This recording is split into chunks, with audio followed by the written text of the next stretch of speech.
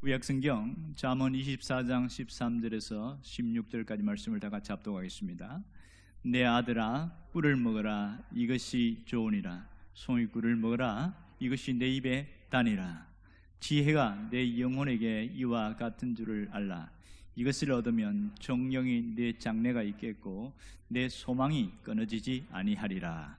악한 자여 의인의 집을 엿보지 말며 그가 쉬는 초소를 헐지 말지어다. 대저 의인은 7번 넘어질지라도 다시 일어나려니와 악인은 재앙으로 말미암아 엎드러지느니라. 아멘.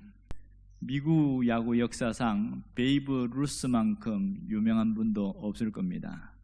그는 평생 동안 714개의 홈런을 쳤고요.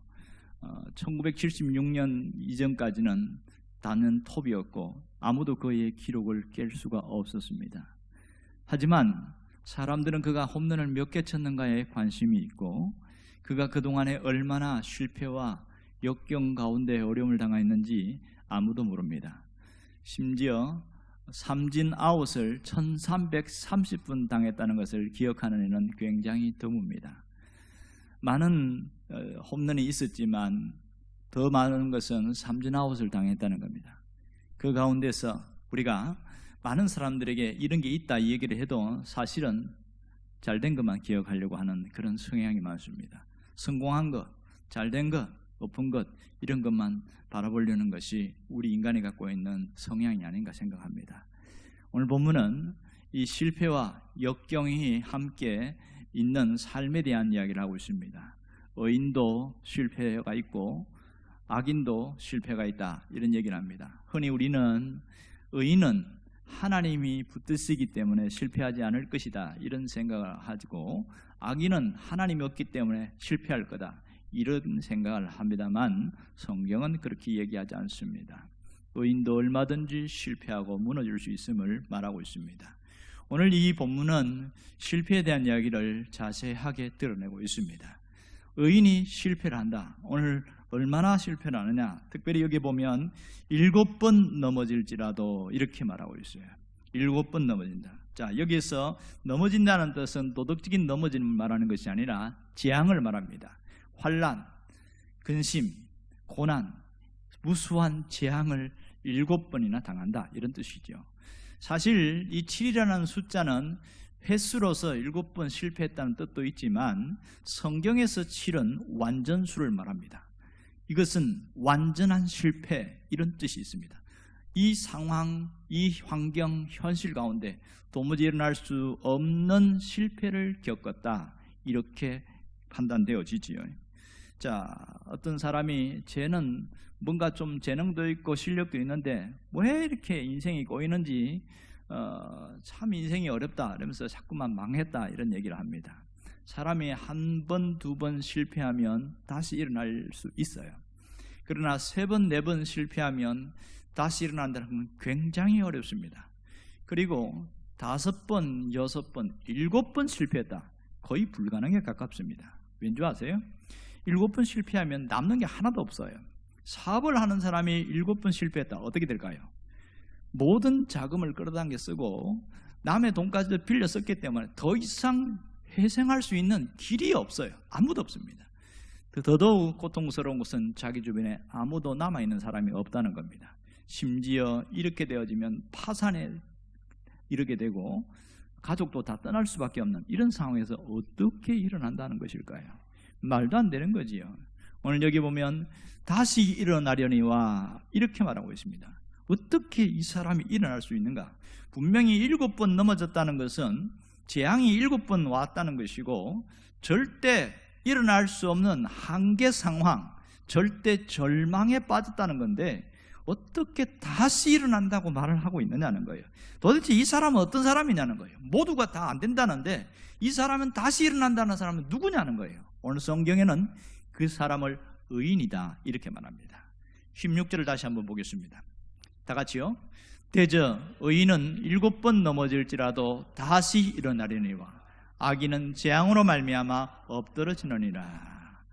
여기서 말하는 의인은 누구를 말합니까? 도대체 누가 의인이냐는 거예요. 여기에서 의인은 절대적 의인이 아니라 상대적 의인을 말합니다. 그러니까 하나님이 인정하시는 의인을 말하고 있습니다. 완전 무결한 의인을 이야기하는 게 아니에요. 신앙성, 도덕성이 하나님 앞에서 인정받는 사람, 그런 사람을 말합니다. 이러한 의인은 다시 일어나려니와 다시 일어난다는 것이 대단히 중요한 겁니다. 어떻게 일어난다는 것일까요? 그가 마음을 다시 바꿔먹고 노력했기 때문에 일어난다는 게 아닙니다. 일어날 때가 되어서 일어나는 것이 아닙니다. 여기서 분명한 것은 이 사람이 일어날 수 있도록 돕는 분이 있다는 겁니다. 누구일까요? 그분이 하나님이십니다. 넘어져 있는 이 사람이 다시 일어날 수 있는 것은 자신의 의지와 노력과 어떤 비전, 희망이 아니라 하나님이 일으키시기 때문에 일어날 수 있다고 말하고 있습니다. 의인이 다시 일어나는 것은 하나님이 그가 일어날 수 있도록 보증하신다, 이렇게 말할 수가 있겠죠. 그러면 7번 넘어진 의인이 일어나는 비결이 어디에 있느냐 하는 거예요. 하나님이 어떤 사람을 일으키느냐, 여기에서 말하는 의인은 신분적 의인인가? 그게 아니라 신분적 의인이 아니고 신앙적 의인을 말합니다. 신앙적 의인. 누가 신앙적 의인입니까? 하나님을 경외하는 사람, 하나님을 의지하는 사람, 하나님의 율례를 붙들고 그것을 소중히 여기는 사람을 신앙적 의인이라고 합니다. 좀 더 깊이 말하면 하나님의 말씀을 붙들고 사는 사람, 하나님의 말씀이 이것이 나의 인생의 나침반인 줄 알고 그것을 따라서 가는 사람, 이런 사람, 이 말씀을 내가 붙들고 적용하고 실천하고 움직이는 사람을 신앙적 의인이라고 합니다.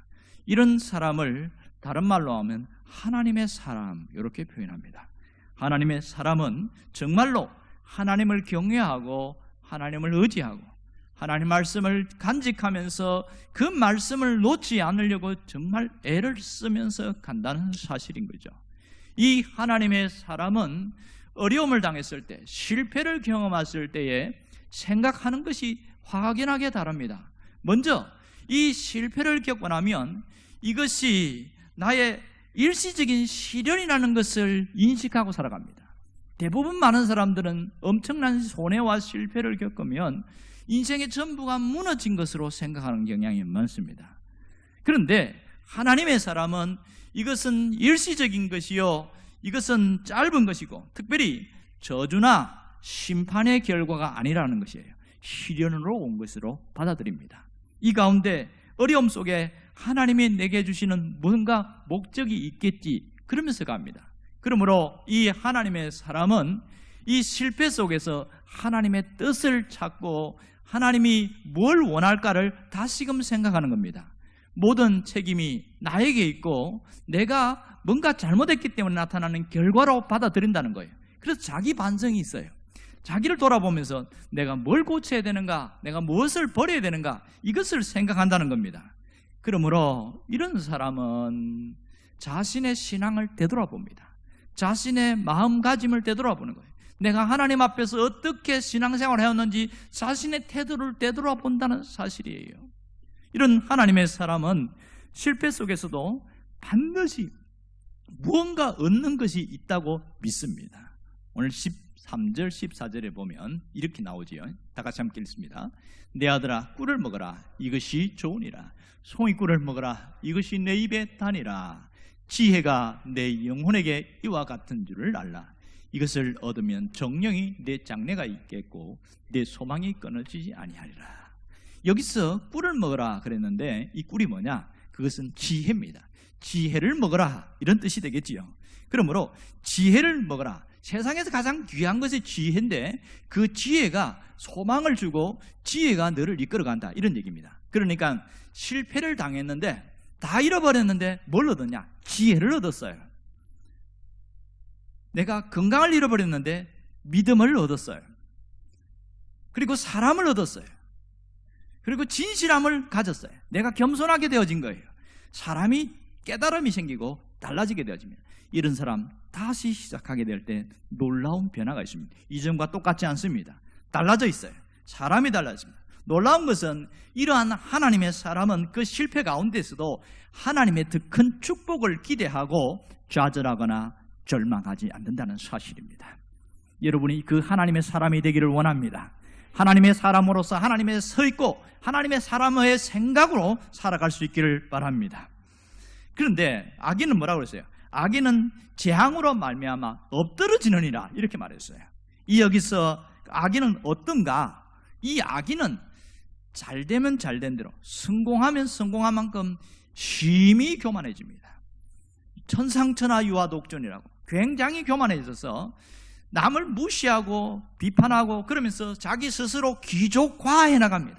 자기가 이렇게 대단한 존재라고, 너희들과는 상종할 수 없는 차원이 다른 사람이라고 이렇게 여기고 살아갑니다. 그런데요, 이런 사람이 실패를 하게 되어지면 어떻게 되는 줄 아세요? 굉장히 시끄러워요. 말이 많아요. 변명거리가 많아요. 이것은 환경이 어때서 그렇고, 이것은 뭐 사회가 어때서 그렇고, 이것은 대통령을 잘못 뽑아서 그렇고, 이것은 저 누구 때문에 그렇고, 이렇게 왜 이렇게 말이 많은지 몰라요. 자기 잘못을 인정하지 않고 자신을 돌아보지 않습니다. 자신이 시인하지 않고 자꾸만 잘못을 책임전가하고 떠넘기고 이렇게 살아갑니다. 그러므로 이런 사람은, 이 악한 사람은 변명거리가 굉장히 많습니다. 얼마나 변명을 많이 하는지. 그래서 그렇게 하다 보니까 사람이 떠나가게 되어지고 결국 자기 마음도 굳어지고 완악해지고 절대로 변하지 않습니다. 변하지 않으니까 그 결과는 무엇일까요? 파멸이요 멸망입니다. 재앙이 그에게 임한다는 것이 현실입니다. 그러나 하나님의 사람은 절대로 악인과 같은 생각을 하지도 않고 악인의 길에 가지도 않는다는 사실을 놓지 않기를 원합니다. 우리가 살고 있는 현실은 어떻습니까? 지금 우리는 어떠한 상황 속에 놓여 있습니까? 심히 어려운 때입니다. 이 코로나라는 것이 우리를 얼마나 힘들게 하는지 전 국민이 몸살을 앓고 있습니다. 모두가 힘겨워하면서 살아가고 있는데, 사회적 거리두기와 생활 속 거리두기는 모든 사람들을 다 생활 속 풍습을 다 바꿔놨는데 비대면이 일상화되는 이런 상황 속으로 가고 있습니다. 교회도 굉장한 직격탄을 맞고 있어요. 교회가 굉장히 어려워졌는데 일단은 예배가 제대로 되어지지 않고 모임을 가질 수가 없는 상황이 와버렸고, 사람들이 교회를 두려워해요. 교회를 나온 사람들도 교회에 나오는 것을 꺼려하고 있고요. 혹시 교회 갔다가 코로나 걸리면 어떡하나 안 가려고 합니다. 여기 나온 분들은 정말 대단한 믿음을 가진 분이라고 저는 생각합니다. 그리고 다른 사람들도 교회를 가는 것에 대해서 상당한 비판적인 시각을 갖고 있고, 이것 때문에 전도라는 것은 자체가 될 수가 없는 상황, 근데 굉장히 몸살을 앓고 있는 현실을 앓고 있습니다. 이와 반대로 개인적으로 실패를 하고 어려움을 당하고 고통을 당한 사람도 적지 않게 있습니다. 그러니까 사회 현상 때문에 나타나는 실패도 있지만 그것과 개별적으로 자신이 스스로 이 힘겨운 삶 가운데 넘어져 있는 사람이 있고 주저앉은 사람들이 상당히 많이 있더라는 겁니다. 여러분, 사람이 몇 번 실패하면 찾아오는 게 뭔지 압니까? 좌절감입니다. 능력이 있고 재능이 있고 아무리 실력이 있어도 좌절감이 찾아오면 못 일어납니다. 이것이 실패의 학습이 주는 가장 큰 고통이라고 할 수 있겠지요. 한 번의 실패, 내가 큰 기대를 걸고 했던 그것이 좌절되어질 때에 마치 인생이 송두리째 뺏긴 것처럼 느낄 때가 상당히 많습니다. 어떤 사람은 하나의 사건에, 하나의 그 일에 전 인생을, 내 인생 전부를 걸어버리는 사람이 있습니다.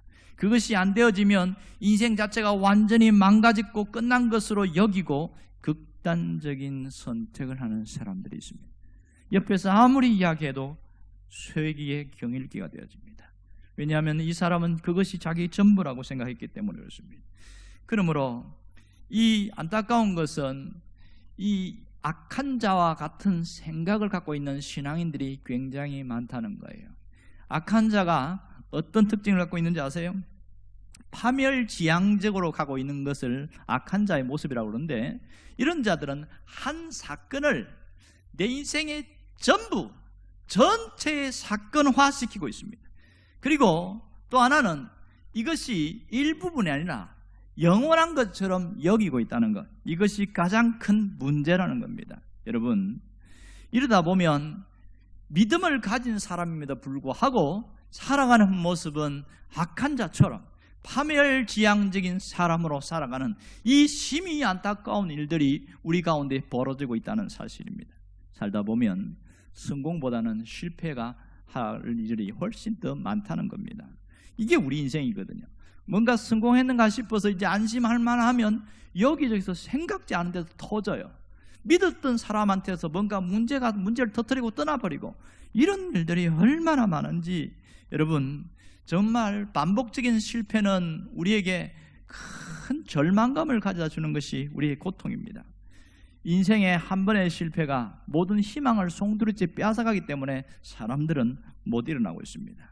여러분, 놀라운 것은 그 가운데서도 하나님이 계신다는 사실을 잊지 않기를 원합니다. 하나님이 내 생명을 부르는 그날까지 실패했다, 끝났다, 아무것도 아니다, 그렇게 단정짓지 않기를 원합니다. 문제는 다시 일어나야 되는 겁니다. 다시 일어나는 자만이 성공할 수 있는 확률도 높아집니다. 실패했더라도 일어나는 자만이 회복되어집니다. 우리가 여기서 다시 일어날 수 있는 것은 하나님이 계시기 때문입니다. 내가 두 주먹을 불끈 쥐고 일어날 수 있는 것은 오직 하나님이 살아 계시기 때문이라는 사실입니다. 믿습니까? 그럼 우리가 뭘 해야 됩니까? 하나님의 손을 붙잡고 일어나는 일입니다. 내가 하나님의 손을 붙잡으면 일어날 수 있습니다. 하나님의 손이 눈에 보입니까? 안 보입니까? 안 보입니다. 하나님의 손이 있어요, 없어요? 성경에는 있어요. 그런데 우리 눈앞에는 손이 없어요. 하나님의 손을 붙잡는다는 것이 뭡니까? 내가 실망한 현실과 좌절된 모습, 내 모습, 비참한 모습을 바라보는 것이 아니라 시선을 위로 향하는 것이겠지요. 하나님께로 향하고 하나님을 생각하고 그 하나님이 지금 함께하는 것을 내가 느끼려고 하고 함께 하려고 하고, 이게 하나님의 손을 잡는 거예요. 그래서 하나님 어떻게 해야 됩니까? 하나님 자꾸만 하나님 자기 입에서 하나님 나온다면 이 사람이 하나님을 손은 잡는 사람이라고 말한다는 겁니다. 놀라운 것은요, 내가 하나님의 손을 잡는데 그렇게 하나님을 부르고 하는데 갑자기 기운이 솟아나요. 눈앞의 현실을 보면 절망인데 하나님을 생각하니까 소망이 생기는 거예요. 누가 주었을까? 하나님이 그와 함께 했기 때문에 나타나는 현상입니다. 하나님이 그를 붙들기 때문에 나타나는 현상입니다. 여러분, 분명한 것은 하나님의 손을 붙잡으면 우리는 일어날 수 있습니다. 한 번의 실수, 한 번의 실패, 누구나 겪을 수 있는 거예요. 누구나. 실패가 문제가 아니라 포기하는 것이 더 큰 문제입니다. 진짜 실패가 뭔지 아세요? 어떤 분이 실패에 대해서 정의한 걸 보고 깜짝 놀랐어요. 뭐라고 그러냐면, 진짜 실패는 넘어지는 것이 아니요, 자기 스스로 포기하는 것이다, 이렇게 써놨어요. 제가 그걸 보고 깜짝 놀랐어요. 진짜 맞구나. 스스로 아무것도 할 수 없다고 포기하는 것 자체가 진짜 실패라는 겁니다. 여러분, 자전거 타기 아시지요? 혹시 자전거를 처음 배우셨다가 탄 분들은 경험이 있을 겁니다. 저도 시골에서 자전거를 배워서 중학교 때부터 고등학교 때까지 자전거로 통학을 한 적이 있습니다. 처음 자전거를 배울 때에 무릎이 엄청 많이 깨졌습니다. 팔도 깨지고. 왜요? 잘 못 가니까. 자전거가 잘 안 가잖아. 이 중심 잡기가 보통 어려운 게 아니거든요. 그리고 뒤에서 누군가가 잡아주고 그렇게 몇 작 가다가 손을 놓으면 얼마 가다가 넘어지는 거예요. 중심을 못 잡아서. 그렇게 깨지고 또 깨지고. 그런데요, 자전거를 타다가 거기서 그만둔 사람, 포기한 사람, 자전거 배웁니까? 못 배웁니까? 절대로 못 배웁니다. 그래도 자전거를 반복해서 연습하니까 놀라운 거, 어느 순간에 잘 가더라는 겁니다. 그 다음부터는 안 넘어져요. 인생은 자전거 타기입니다. 실패했더라도 어느 순간에 제대로 가는 길이 생긴다는 거예요. 어느 순간. 오늘 우리에게도 그 어느 순간이 온다는 사실을 놓지 않기를 원합니다. 왜요? 하나님이 보이지 않는 손을 붙들고 있고, 하나님이 우리를 바꾸어 나가시고, 하나님이 환경을 바꾸어 나가시고, 어느 순간부터 열리기 시작하더라는 겁니다. 우리는 눈앞에 있는 현실만 보기 때문에 안 열릴 것이라고 생각하는데 절대로 그렇지 않습니다. 그 커튼이 거두어지고 나면 환한 빛이 들어오는 어느 순간 열리는 순간이 다가온다는 것을 잊지 않기를 원합니다. 전경일 씨가 쓴 책 중에서 아버지의 마음을 아는 사람은 결코 포기하지 않는다, 이런 책이 있어요. 이 책 안에 보면 어떤 자기 아는 지인, 산악인에 대한 이야기를 하는데, 아마 산에 이렇게 자전거를 타고 다니는 그런 분의 얘기인가 봐요. 그분이 한 얘기를 쓰면서 뭐라고 하냐면, 한 번도 넘어지지 않고 정상을 올라간 사람은 없다, 그 얘기를 써놨어요. 한꺼번에 승진한 사람 없고, 한꺼번에 사업 잘 된 사람 없고, 한꺼번에 뭔가 다 열린 사람 없고, 시험 쳐서 한 번만에 붙은 사람 별로 없다는 거예요. 대부분 많이 실패하면 실패할수록 사람이 겸손해져요. 한 번만에 모든 것이 일사천리되면 그것도 못하나 이러면서 무시하기 십상입니다. 그러나 많이 실패해 본 사람은 옆에 실패한 사람의 그 심정을 이해를 해줘요. 나도 옛날에 실패했는데 얼마나 힘들었냐고 서로 마음을 열어줍니다. 그걸 했기에 우리가 이 실패가 때로는 대단한 재산이 될 수도 있습니다. 누구만 붙들면요? 하나님만 붙들면 그렇습니다.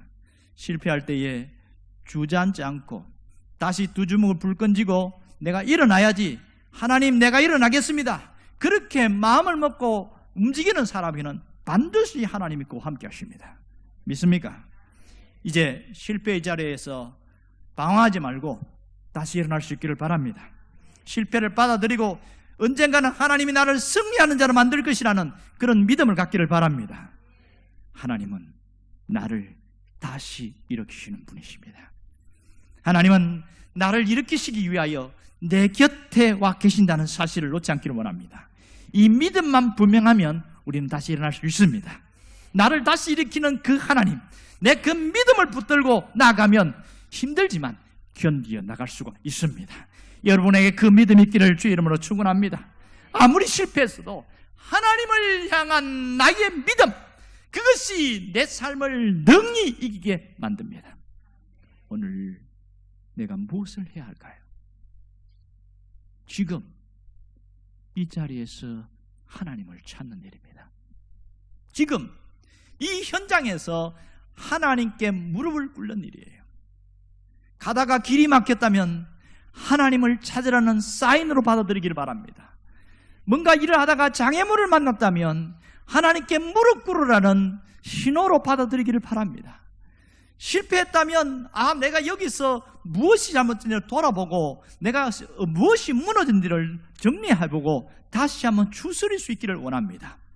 그래서 작은 구멍 난 것이 큰 구멍 난 것보다 훨씬 더 중요합니다. 오늘 중요한 것은 내 실패와 이것이 일시적인 시련이라는 생각을 갖고 이 실패 속에서도 하나님 나에게 원하는 뜻이 있을 것이라고 믿고, 그리고 더 큰 축복으로 하나님이 열어갈 것을 기대하는 그 생각이 전환이 일어나기를 바랍니다. 이제는 주님의 손을 붙잡고 일어나기를 주의 이름으로 축원합니다. 기도하겠습니다.